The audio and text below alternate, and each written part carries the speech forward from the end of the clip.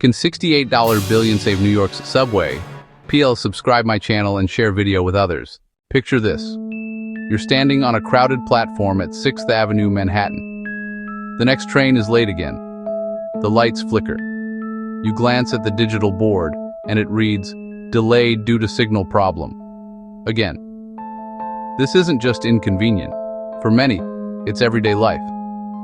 The iconic New York subway hasn't just aged, it's creaking. Now imagine feeding it a $68 billion lifeline. That is exactly what Metropolitan Transportation Authority, MTA, has laid out. And the question looms, will it save the subway, or will it just delay inevitable collapse? Beneath the streets of the city that never sleeps lies a network that never rests. For over a century, the New York City subway has pulsed like the city's beating heart, a living, breathing system that moves more than 5 million people every single day. But today, that heart is showing its age. Creaking tunnels, flickering lights, delayed trains, and tired old cars still rumbling through rusting tracks. It's a daily reminder that one of the world's greatest transit systems is in crisis. Now, the city is attempting a rescue mission on a scale never seen before. A staggering $68 billion plan to save the subway from itself. But the question haunting millions of New Yorkers is simple. Can money alone really save it? When the first underground line opened in 1904, it was a symbol of power and progress. The subway allowed New York to expand beyond Manhattan's core, birthing the modern metropolis we know today.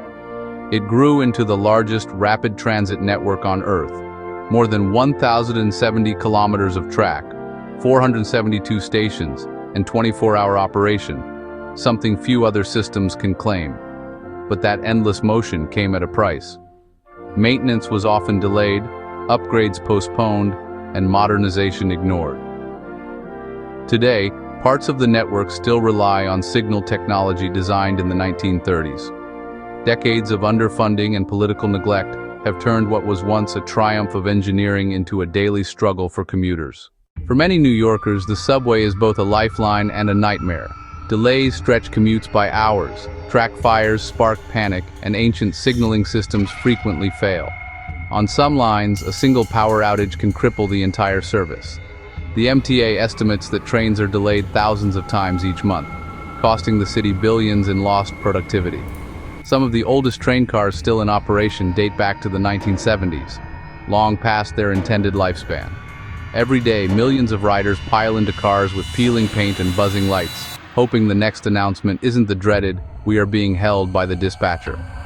The subway's decay isn't just inconvenient, it's symbolic of how New York's infrastructure has been pushed to the brink. To save the subway, the Metropolitan Transportation Authority, MTA, has announced a breathtaking $68.4 billion capital plan, the largest in its history. The plan stretches from 2025 to 2029 and targets the most urgent problems: new trains, modern signaling, accessibility upgrades, and fare evasion crackdowns. It's an ambitious effort to drag the system into the 21st century. New rolling stock like the R2-on-1 series promises wider doors, digital displays, and onboard cameras. Modern communications-based train control, CBTC, will replace century-old signals, allowing more trains to run safely and efficiently. Station renovations will add elevators for accessibility, improved lighting, and cleaner platforms. Meanwhile, new turnstiles and advanced fare systems are designed to combat fare evasion, which drains over $1 billion a year from MTA revenues.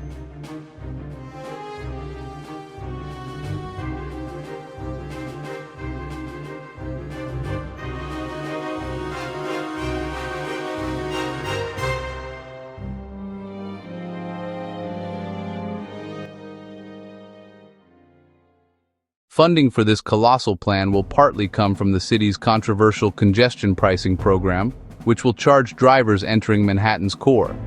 It's a bold move, but one already facing lawsuits from neighboring states like New Jersey, which could delay or even derail the funding pipeline.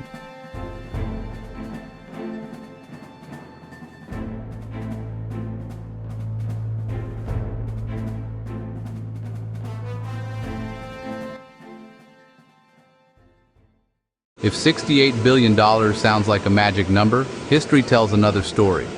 The MTA's past megaprojects are notorious for cost overruns and delays. The long-awaited 2nd Avenue subway cost a jaw-dropping $4.5 billion for just 2 miles, making it one of the most expensive rail projects in the world, roughly $2 billion per mile. Upgrading the 7-line signal system, which should have taken a few years, stretched far over budget and schedule. The reasons? Endless layers of bureaucracy, expensive labor contracts, and a political system that struggles to deliver on time. Even as money pours in, experts warn that the subway's real enemy is inefficiency. Every delay, every lawsuit, every mismanaged contract chips away at progress. The MTA may have the funds, but whether it has the management discipline and political courage to execute remains the real test.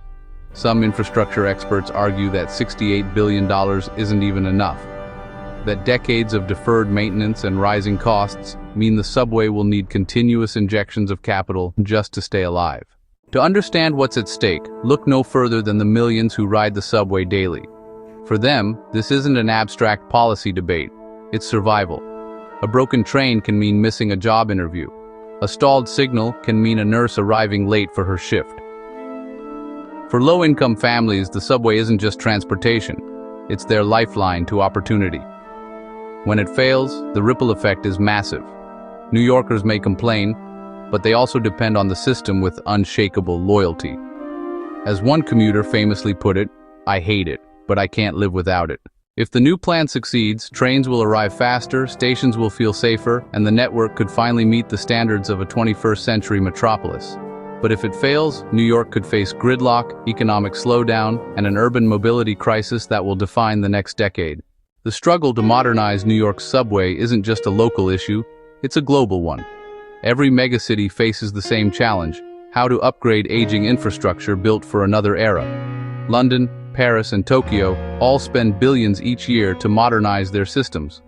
But nowhere is the scale, or the cost, greater than in New York.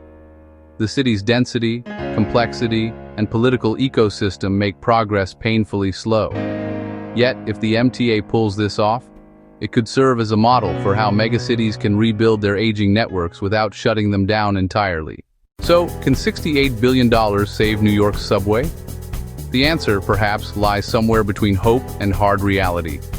Money is essential, but it's not enough.